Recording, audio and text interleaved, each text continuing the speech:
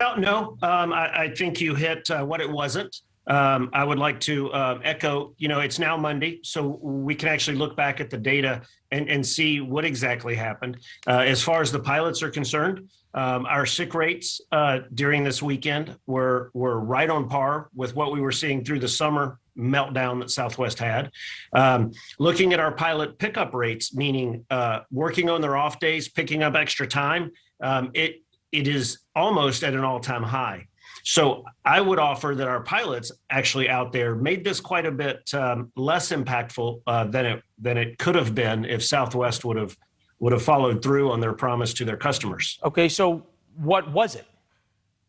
Well, all the airlines work in a very dynamic environment. It's weather. Weather, is affects us all the time. But when there's a hiccup, Southwest Airlines has shown a unique ability not to recover as quickly. There's a lot of internal processes that need to change. There's IT failures.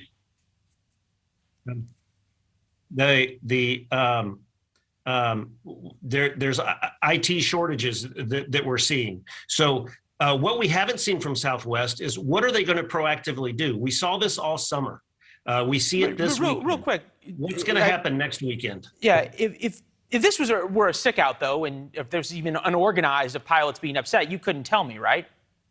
Or wouldn't tell me? Well, I can tell you what the data shows, and the data is very clear from sick time that wasn't the case at all. It's interesting because we actually asked Southwest for that data. They didn't give it to us. Maybe you guys can at some point. But I'm interested. You guys are involved in this lawsuit, correct? Because there's two parts of this, which is that you say that there's not a protest, but at the same time, the union's suing the airline. Absolutely. So the two are mutually exclusive. We did file a TRO to actually get the company to sit down and talk to us and answer some of the questions that our pilots have about their medicals. Our pilots have to maintain a medical certificate along with their pilot certificate. And all the other airlines have sat down and come to agreements with their unions on what will happen if a pilot has an adverse reaction, if something comes up long term, how that's going to be addressed. Southwest Airlines has not done that at all. And we can see from the vaccination rates at our peers exactly what doing that proactively has done. Southwest haven't. As I understand, about 40% of your pilots or so are unvaccinated. That's a little bit higher than typically, or I should say not typically, some of the other airlines. So what else will the union do to protect the jobs of this population of unvaccinated other than the temporary restraining order? Well, we are not anti-vaccine at all. We just need to protect our pilots. Our pilots need to be able to... If the temporary restraining order doesn't work, what are you going to do? Well, we're still going to meet with the company. We're still going to try to get answers so that our pilots will be able to make the decision to get vaccinated or not.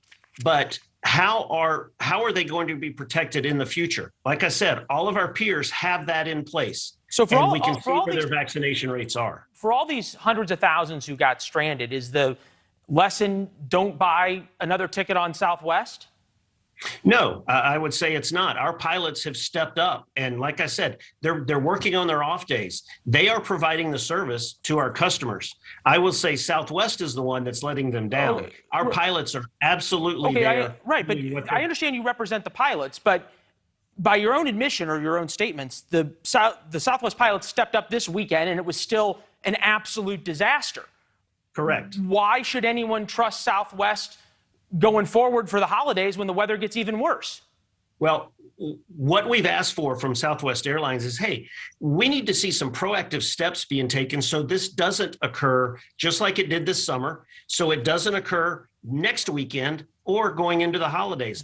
This lies on Southwest, and Southwest has to make the commitment and the promise to their customers. Well, as we said at the top, they're welcome to come on anytime, and we appreciate you making the time today, sir. Thank you.